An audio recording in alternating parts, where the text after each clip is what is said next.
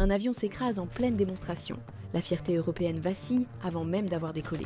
2 catastrophes en série, des centaines de morts et Boeing au bord du gouffre. L'A380, monstre des airs, promis à la gloire, abattu par le poids d'un marché qui ne voulait plus de lui. Car même les géants peuvent tomber. Voici le moment où tout a basculé. À la fin des années 1960, l'industrie de l'aviation commerciale était un pilier américain, dominé par Boeing, un géant basé à Seattle dont les avions incarnaient l'ère du jet. Le 737, lancé en 1967, était un monocouloir robuste, tandis que le 747, premier avion à fuselage large au monde, fit ses débuts en 1969, capable de transporter plus de 500 passagers à travers les continents. La domination de Boeing était incontestée, ses usines tournant à plein régime pour répondre aux commandes des compagnies aériennes du monde entier. De l'autre côté de l'Atlantique, l'Europe observait avec un mélange d'admiration et de frustration. Les entreprises aérospatiales européennes, Sud Aviation en France, Deutsche Airbus en Allemagne, Hawker Siddeley en Grande-Bretagne et d'autres construisaient des avions depuis les guerres mondiales. Mais aucune ne pouvait rivaliser avec l'envergure ou la portée de Boeing. Ces entreprises, souvent soutenues par leur gouvernement, produisaient des avions régionaux ou militaires. Mais le marché commercial mondial restait hors de portée. En 1970, une vision audacieuse émergea. Et si l'Europe unissait son industrie aérospatiale fragmentée pour défier le titan américain? La création d'Airbus Industrie ne fut pas une mince affaire. Annoncée en 1970, elle prit la forme d'un partenariat, et non d'une entreprise unique, réunissant l'expertise et les ressources des principales entreprises aérospatiales européennes. Basée à Toulouse, en France, Airbus dut faire face à des défis immédiats. Barrières linguistiques, intérêts nationaux divergents et philosophies d'ingénierie différentes compliquaient la collaboration. Les gouvernements de France, d'Allemagne, de Grande-Bretagne et plus tard d'Espagne apportèrent des subventions, mais la pression était énorme. Un échec viderait non seulement les caisses, mais entacherait aussi la fierté européenne. La mission d'Airbus était claire: construire un avion commercial capable de rivaliser avec les meilleurs de Boeing. Les enjeux étaient élevés et la voie à tracer était incertaine. En 1972, Airbus dévoila son premier avion, l'A300, un bimoteur à fuselage large conçu pour transporter environ 250 passagers. Contrairement au 747 à 4 moteurs de Boeing ou au DC-10 à 3 moteurs de McDonnell Douglas, l'A300 promettait des coûts d'exploitation réduits grâce à ces 2 moteurs. Les compagnies aériennes, cependant, restaient sceptiques. Un bimoteur pouvait-il gérer en toute sécurité de longues distances? La réponse du marché fut timide, avec des cadences de production ne dépassant qu'1 ou 2 avions par mois. Des clients précoces comme Air France et Lufthansa passèrent des commandes, mais Airbus peinait à s'imposer, surtout aux États-Unis où l'emprise de Boeing était inébranlable. Le paysage aéronautique changea radicalement en 1978 avec la loi américaine sur la déréglementation des compagnies aériennes. En supprimant le contrôle gouvernemental sur les itinéraires et les tarifs, cette loi déclencha une vague de concurrence. De nouvelles compagnies aériennes émergèrent et les transporteurs plus petits se développèrent, créant une demande pour des avions court-courrier économiques. Les avions monocouloirs, avec des cabines à une seule allée pouvant accueillir de 100 à 230 passagers, devinrent le pilier de l'industrie. Le 737 de Boeing, performant depuis 1967, dominait ce segment, laissant Airbus, encore non rentable, à la traîne pour réagir. Airbus saisit l'opportunité. L'A300 avait prouvé que l'Europe pouvait construire des avions compétitifs. Mais pour défier la suprématie de Boeing dans les monocouloirs, Airbus avait besoin d'un nouvel avion. En 1984, l'entreprise lança le programme A320, un monocouloir conçu pour rivaliser avec le 737. L'A320 était ambitieux, intégrant des technologies novatrices, un fuselage plus large pour plus de confort, des commandes de vol électriques, fly-by-wire, remplaçant les câbles physiques par des signaux électroniques et des manches latéraux au lieu des traditionnels yokes.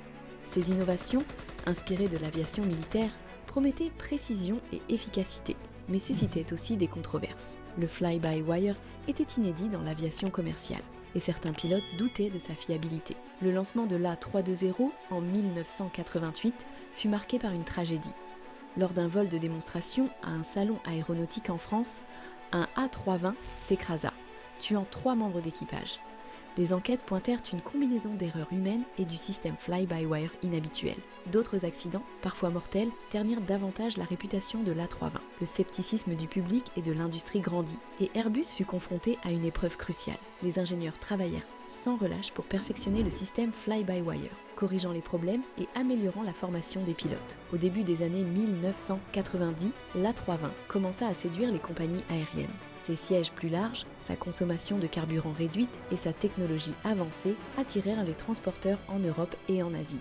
Aux États-Unis, Northwest Airlines passa une petite commande, signalant une première fissure dans le bastion domestique de Boeing. Les années 1990 marquèrent un tournant pour Airbus. En 1990, l'entreprise enregistra son premier bénéfice opérationnel, une étape qui valida des années d'investissement et de lutte. Le succès de l'A320 mit la pression sur Boeing, qui faisait face à la concurrence non seulement d'Airbus, mais aussi de McDonnell Douglas et Lockheed. Lockheed quitta l'aviation commerciale au milieu des années 1980. Et en 1997, McDonnell Douglas fusionna avec Boeing, consolidant un duopole. À la fin des années 1990, Airbus et Boeing contrôlaient 76% de la flotte commerciale mondiale, une domination qui persiste aujourd'hui. Boeing conservait environ 50% de parts de marché, ses familles 737 et 747 étant emblématiques. Airbus, cependant, gagnait du terrain. Les ventes de l'A320 explosaient et Airbus élargit son portefeuille avec l'A330 et l'A340, des avions à fuselage large conçus pour les longues distances. L'A330, un modèle bimoteur, concurrençait le 777 de Boeing, offrant une efficacité pour les routes transportant 250 à 400 passagers. Boeing riposta avec le 787 Dreamliner, un avion léger promettant des économies de carburant, mais son développement fut entravé par des retards et des dépassements de coûts. Le soutien gouvernemental d'Airbus lui offrait une pour prendre des risques, contrairement à Boeing, qui devait répondre aux actionnaires exigeant des profits à court terme. Cette dynamique permit à Airbus de poursuivre des projets ambitieux, mais elle attira aussi des critiques. Les concurrents américains accusèrent Airbus de bénéficier de subventions injustes, déclenchant des différends commerciaux qui persistent encore aujourd'hui. Malgré ces tensions, l'accent mis par Airbus sur l'innovation porta ses fruits. Au début des années 2000, la famille A320 était un concurrent mondial et les compagnies aériennes américaines, autrefois fidèles à Boeing, commencèrent à commander des avions Airbus, attirés par les performances de l'A320. En 2007, Airbus lance son projet le plus audacieux, l'A380, une super jumbo à double pont et 4 moteurs, capable de transporter jusqu'à 850 passagers. Ce fut un triomphe technique avec des salons et des suites de recrues de première classe à bord, redéfinissant le voyage aérien de luxe. Singapore Airlines, première à exploiter l'A380, mit en avant sa grandeur sur des routes comme Singapour-Sydney. Les aéroports du monde entier modernisèrent leurs installations pour accueillir cet avion massif. Mais l'A380 fut une erreur stratégique. Le marché des avions à 4 moteurs déclinait, les compagnies aériennes préférant les bimoteurs comme l'A330 et le 787 de Boeing pour leur coût d'exploitation réduit. Le développement de l'A380 coûta des milliards, mais les commandes restèrent bien faibles. En 2021, Airbus mit fin à la production, n'ayant livré que 250 et une unité. L'échec de l'A380 fut une rare déconvenue, détournant des ressources des programmes monocouloirs et bimoteurs à fuselage large, plus performants. Pendant ce temps, l'A330 et le nouvel A350, un bimoteur pour les routes ultra longues, gagnèrent du terrain, renforçant l'avantage concurrentiel d'Airbus. Alors que l'A380 peinait, Airbus misa sur sa stratégie de monocouloir. En 2010, l'entreprise lança l'A320 Neo, New Engine Option, une version remotorisée de l'A320 promettant une réduction de 15% de la consommation de carburant. Le timing était parfait. La hausse des coûts du carburant poussait les compagnies aériennes à rechercher l'efficacité et l'A320 Neo répondit à cette demande. En 2011, Airbus enregistra un record de 1419 commandes, plus du double de l'année précédente. American Airlines, cliente fidèle de Boeing, passa une commande historique pour des centaines d'A320 Neo, un coup dur pour la domination de Boeing. Le modèle phare de l'A320 Neo était l'A321 Neo, une version allongée avec une portée de 4700 milles nautiques et une capacité de 244 passagers. Sa polyvalence était inégalée. Il pouvait gérer des vols domestiques courts ou des routes transatlantiques comme New York-Londres, des rôles traditionnellement réservés aux gros porteurs. Les compagnies aériennes adoptèrent l'A320 Neo pour son efficacité énergétique et sa flexibilité, ouvrant de nouveaux marchés comme les vols directs de la côte est des États-Unis vers l'Europe. En 2019, la famille A320 surpassa le 737 en termes de commandes totales, un jalon historique. La 320 et un Neo représentait à lui seul 72% du carnet de commandes monocouloir d'Airbus, témoignant de sa domination sur le marché. La réponse de Boeing, le 337 MAX, lancé en 2017, visait à égaler l'efficacité de l'A320 Neo. Mais une tragédie frappa. En 2018 et 2019, 2 accidents de 737 MAX 8, causés par un système de contrôle défectueux, MCAS, tuèrent 346 personnes. Le MAX fut cloué au sol dans le monde entier pendant près de 2 ans, et la production de Boeing ralentit. L'entreprise enregistra une perte de 12 milliards de dollars en 2020, aggravée par l'impact de la pandémie sur le transport aérien. En 2024, un incident de porte d'un 737 MAX 9 entraîna de nouveaux retards et une perte annuelle de 11,8 milliards de dollars. Airbus, malgré des pertes de plus d'1 milliard de dollars en 2019 et 2020, retrouva la rentabilité en 2021, capitalisant sur les difficultés de Boeing. L'ascension d'Airbus ne reposait pas seulement sur des avions de qualité supérieure, mais aussi sur une expansion stratégique. En 2012, Airbus ouvrit une usine à Mobile, en Alabama, une incursion audacieuse sur le territoire de Boeing.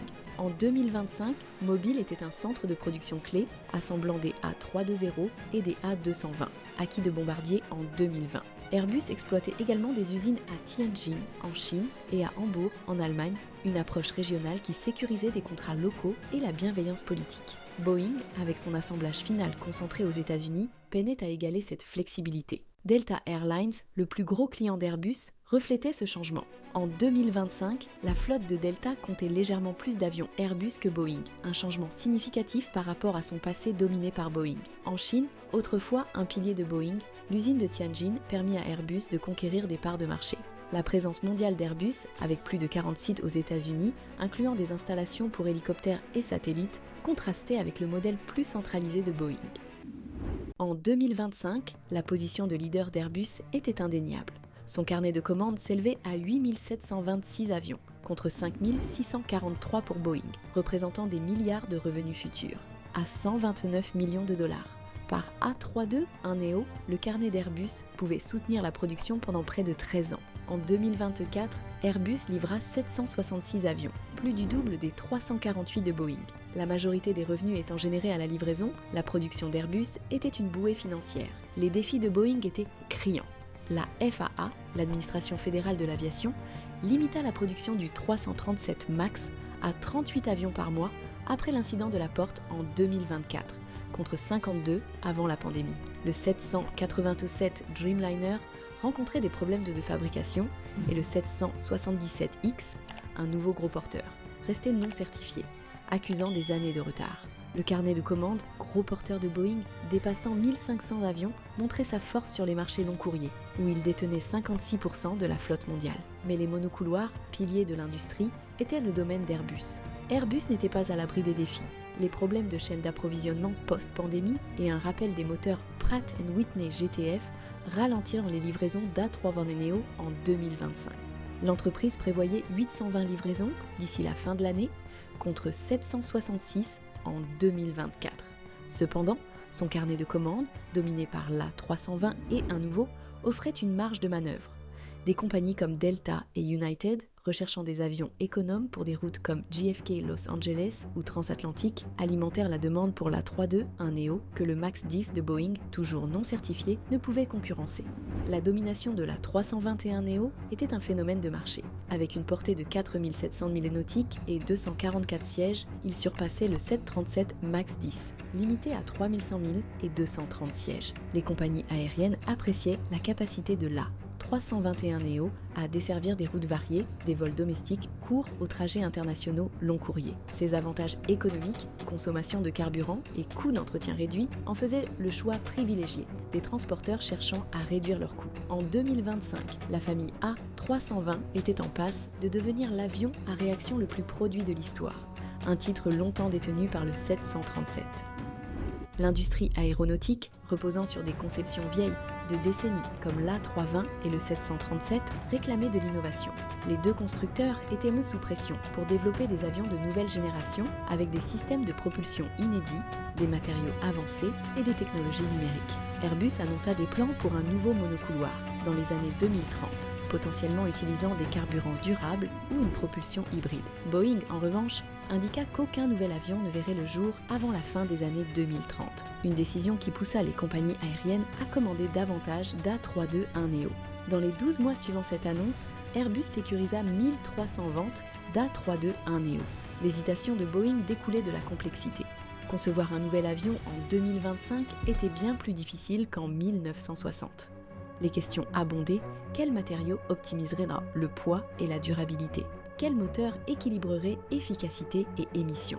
Comment les systèmes numériques amélioreraient-ils la sécurité? Le nouveau PDG de Boeing, Kelly Ortberg, nommé en 2025, apporta de l'optimisme, mais l'entreprise avait besoin d'une réponse compétitive à l'A321neo. Le duopole Airbus-Boeing faisait face à de nouveaux concurrents. Le C919 de Comac, un monocouloir chinois, visait à pénétrer les marchés occidentaux. Soutenu par des subventions gouvernementales, Comac pouvait offrir des prix plus bas, posant une menace inédite depuis l'ascension d'Airbus. Embraer au Brésil, connu pour ses jets régionaux et d'affaires, lorgnait également le segment des monocouloirs. Son expertise en ingénierie en faisait un concurrent crédible, capable de perturber le duopole. Les bouleversements économiques mondiaux ajoutaient de l'incertitude. Les tarifs proposés menacèrent le modèle de libre-échange de l'industrie, où les États-Unis exportaient 6 fois plus de composants aérospatiaux qu'ils n'en importaient. L'usine d'Airbus à Mobile, dépendant des ailes et fuselages importés, était exposée, tout comme la chaîne d'approvisionnement de Boeing. Des coûts plus élevés pourraient augmenter les prix des avions, affectant les compagnies aériennes et les passagers. Une récession potentielle compliquait encore les perspectives. En 2025, la position de leader d'Airbus était solide, avec une part de marché de 60 à 65% en commande et livraison. La domination de l'A321neo sécurisait les années 2020, mais les années 2030 étaient moins certaines. Une éventuelle résurgence de Boeing sous un nouveau leadership pourrait rééquilibrer la balance. Comac ou Embraer pourraient perturber le marché. Les problèmes de chaîne d'approvisionnement et les rappels de moteurs mettaient à l'épreuve la résilience d'Airbus, mais son carnet de commandes offrait une stabilité. La mondialisation de l'industrie, autrefois une force, devenait une vulnérabilité. Les tarifs et les différends commerciaux pourraient rééroder l'excédent commercial bénéficiant aux deux constructeurs. Pourtant, l'industrie des avions de ligne restait un modèle d'innovation et de concurrence. Le parcours d'Airbus, d'une expérience européenne risquée à leader mondial, témoignait d'une vision stratégique et d'une exécution implacable. Le carnet de commandes d'Airbus de 8726 avions éclipsait les 5643 de Boeing. L'A321neo, merveille des monocouloirs, portait son succès, conquérant des routes et des marchés autrefois impensables pour des avions à une seule allée. Boeing, malmené par les crises, luttait pour regagner du terrain, sa force dans les gros porteurs, rappelant son héritage durable. Le duopole, contrôlant 76% de la flotte mondiale, faisait face à un avenir incertain, avec de nouveaux acteurs et des défis économiques à l'horizon. La rivalité allait au-delà des chiffres. C'était une saga d'innovation, de risques et d'ambition. L'ascension d'Airbus, d'un novice des années 1970 à un leader en 2025, reflétait la détermination de l'Europe à défier la domination américaine. Les luttes de Boeing, des accidents du 337 MAX au retard de production, soulignaient la nature impitoyable de l'industrie. Pourtant, les deux entreprises repoussaient les limites du vol, connectant le monde d'une manière autrefois inimaginable. Alors que les avions sortaient des chaînes de montage à Toulouse, Mobile et Seattle, la bataille pour les cieux se poursuivait. Le leadership d'Airbus était solide, mais l'histoire de l'aviation enseignait une leçon intemporelle. Aucun avantage n'est permanent. La prochaine décennie mettrait les deux géants à l'épreuve, alors que de nouvelles technologies, concurrents et forces mondiales façonneraient l'avenir du vol. Les cieux, toujours agités, attendaient le prochain chapitre.